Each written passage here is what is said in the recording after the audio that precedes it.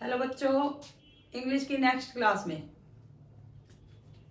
हमने पिछली क्लास में प्रेजेंट टेंस करा रहे थे। उसी का पार्ट रहते हैं अभी, क्योंकि हमने पहले 3 पार्ट करा दिए थे। ये थर्ड पार्ट है, वही सेकंड लिखा था मैंने कल, तो ये थर्ड नहीं लिखा था, यहाँ थर्ड लिख लेना। जो हु वाले है वो थर्ड पार्ट है, क्योंकि फर्स्ट सिंपल कराया था, सेकंड डबल वर्ब वाले थे और ये थर्ड हु वाला है। तो थर्ड के बाद फोर्थ पार्ट। अब फोर्थ पार्ट कौन सा होगा, क्योंकि ये हु वाला था, WH फैमिली से था, तो जो बाकी WH फैमिली वर्ड करवाए थे उनके साथ कैसे सेंटेंस बढ़ेगा, क्योंकि ये हु के साथ बढ़ेगा और WH फैमिली के अलग सेंटेंस अलग तरीके से बनेगा। तो यहाँ पे हम लिख लेंगे फोर्थ पार्ट WH फैमिली वाला,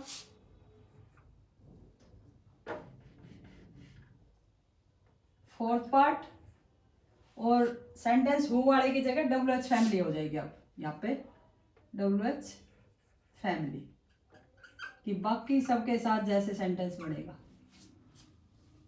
तो बेटे इसमें भी 2 ही सेंटेंस बनेंगे, इंटेरोगेटिव और इंटेरोगेटिव नेगेटिव। तो फिर डिफरेंस क्या होगा? यही होगा, लेकिन जो पहला सेंटेंस है वो बदल जाएगा। यहां से पहले सेंटेंस को हम इरेज करते हैं। सेकंड सेंटेंस है, उसमें सिर्फ WH family plus do does plus not plus verb की first form plus object same रहेगा, कुछ भी चेंज नहीं है। लेकिन पहले वाले में चेंज आ जाएगा। पहले वाले में क्या आ जाएगा? क्योंकि WH family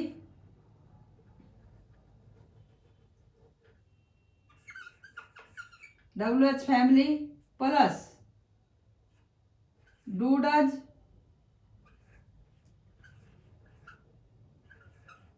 plus subject plus verb की फर्स्ट फॉर्म प्लस ऑब्जेक्ट। अब उसमें सब्जेक्ट नहीं था, किसमें? हु वाले में, और इसमें सब्जेक्ट आएगा। तो जब यहाँ सब्जेक्ट आएगा तो यहाँ भी आएगा भाई। तो यहाँ भी हम नोट के बाद यहाँ पे डाल लेंगे। अगर पीछे का थोड़ा सा इरेज कर लो, not plus subject plus verb की फर्स्ट फॉर्म और plus object, then question mark. तो इसलिए ये चेंज हो गया पूरा, क्योंकि WH फैमिली थी, वर्ब की फर्स्ट फॉर्म थी और ऑब्जेक्ट था, सब्जेक्ट और डू डज नहीं था, हेल्पिंग वर्ब। अब इसमें क्या आ गया कि डू डज आ गया, सब्जेक्ट आ गया, वर्ब की फर्स्ट फॉर्म प्लस ऑब्जेक्ट। अब कई बार ये सेंटेंस इस तरीके से ना होके और सीधा हो जाता है WH family plus subject plus do does plus verb की फर्स्ट फॉर्म प्लस ऑब्जेक्ट। तो वो भी सही तरीका, गलत नहीं है। चाहे आप WH फैमिली के बाद ही सब्जेक्ट और हेल्पिंग वर्ब यूज कर दो, या हेल्पिंग वर्ब को भी WH फैमिली के साथ आगे ले आओ, कोई दिक्कत नहीं। मीन्स चाहे इस तरीके से रूल लिखो या फिर आप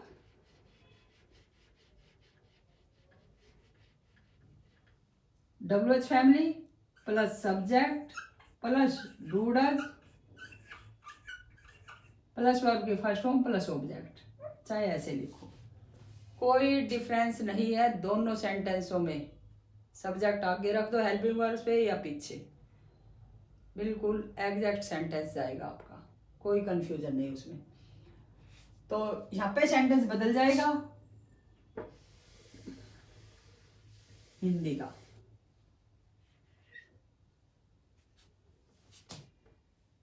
सेंटेंस क्या होगा? वह क्या करता है, वह क्या करता है। अब देखो ये हो गया, वह आपका सब्जेक्ट, क्या आपका WH फैमिली, और करना मेन वर्ब, और ता है आपका हेल्पिंग वर्ब। अच्छा, अब इसमें सब्जेक्ट के साथ ऑब्जेक्ट नहीं आया भाई। जैसे वह जॉब करता है, क्या वह जॉब करता है? तो जॉब होती है आपके ऑब्जेक्ट, लेकिन यहाँ हमने ऑब्जेक्ट बोला ही नहीं। अब जब ऑब्जेक्ट बोला नहीं तो ऑब्जेक्ट सेंटेंस में आएगा भी नहीं। तो हम इसको चेंज करते हैं, कैसे? ऑब्जेक्ट की जगह छोड़ देना, बाकी सब जैसे रूल है वैसे ही सेंटेंस आ जाएगा। तो अब इसमें WH फैमिली है वट, ही के साथ क्या आएगा? डज, ही डू, और यही सेंटेंस ये खत्म है, इतना छोटा सा। व्हाट डज ही डू और क्वेश्चन मार्क। तो इतना सा सेंटेंस है। अगर सेंटेंस होता क्या वह जॉब करता है, तो सेंटेंस क्या हो जाता, what does he do job, यहाँ ऑब्जेक्ट आ जाता पीछे। अब इसमें ऑब्जेक्ट नहीं आया तो ऑब्जेक्ट को छोड़ दो।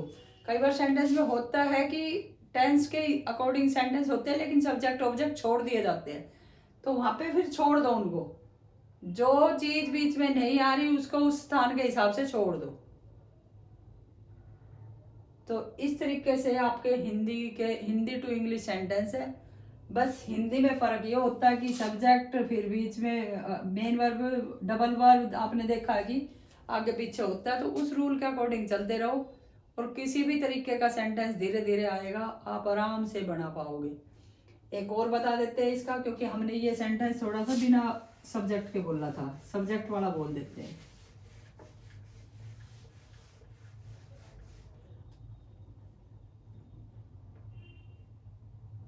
वह किस स्कूल में पढ़ता है, वह किस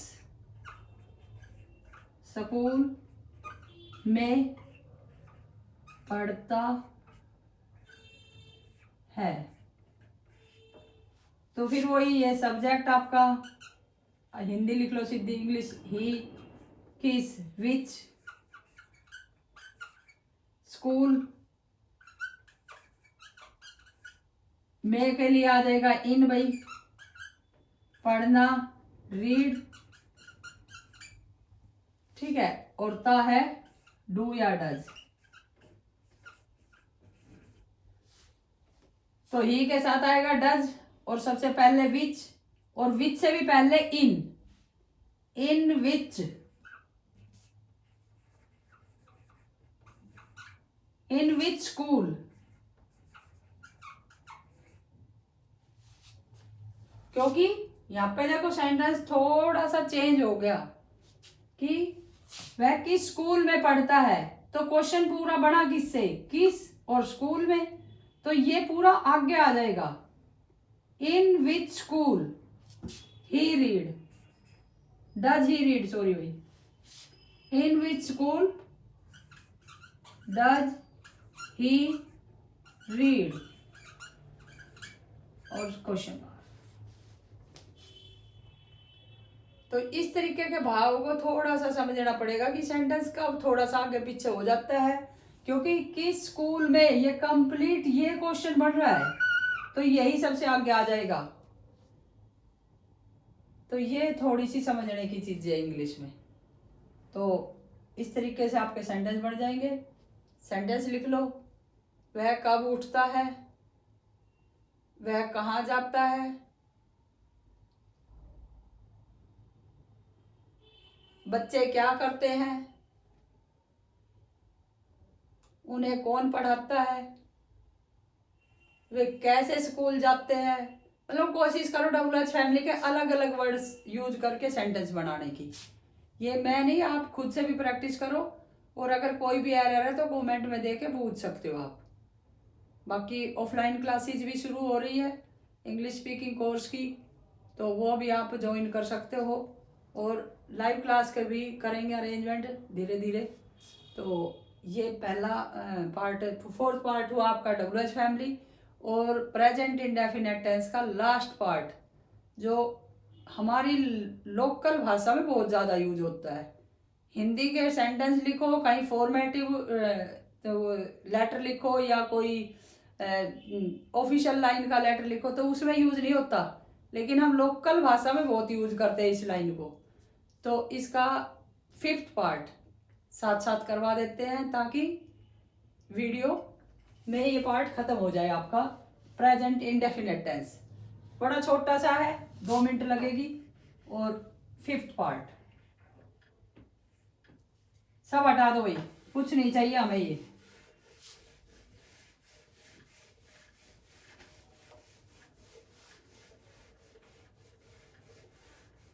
तो क्या लेके आएंगे भाई हम, दबाव वाले सेंटेंस, यहां से भी हटा दो WH फैमिली। दबाव, दबाव मीन्स एक जोर बढ़ाना, ठीक है। दबाव वाले सेंटेंस सिंगल एक सेंटेंस बनेगा और रूल होगा उसका सब्जेक्ट प्लस डू या डज प्लस वर्ब की फर्स्ट फॉर्म प्लस ऑब्जेक्ट।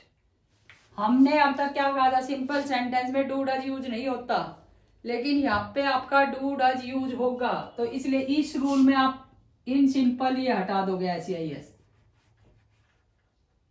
क्या होगा, सीधा वर्ब की first form plus do does plus subject plus do does plus verb की फर्स्ट फॉर्म प्लस ऑब्जेक्ट। इस तरीके से एक ही सेंटेंस बनेगा, इसमें ना नेगेटिव ना इंटेरोगेटिव नेगेटिव।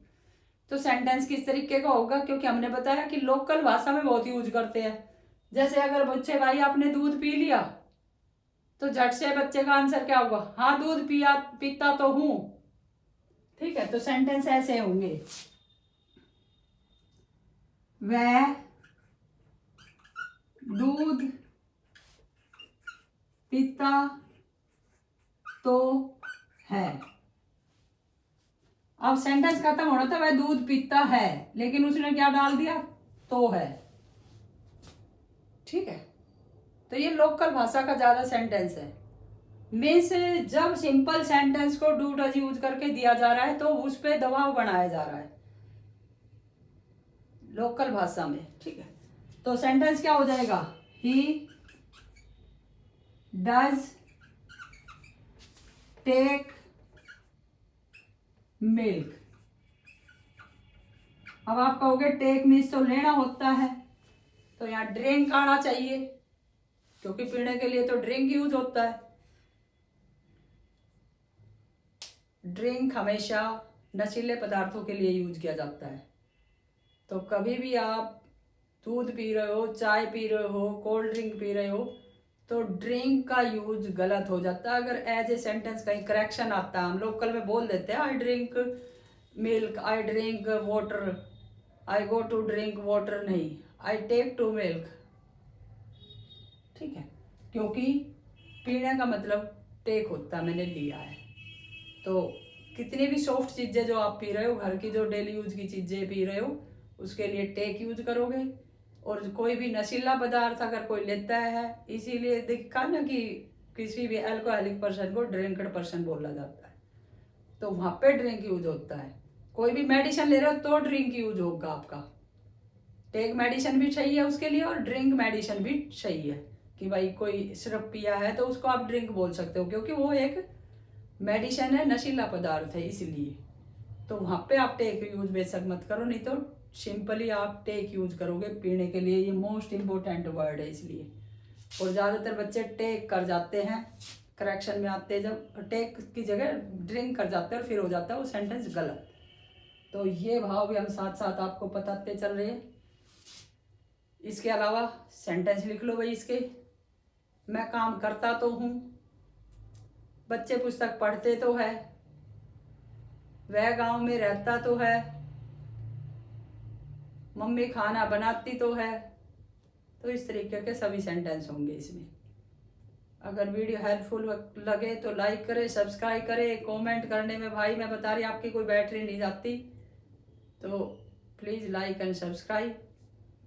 और thank you for watching this video.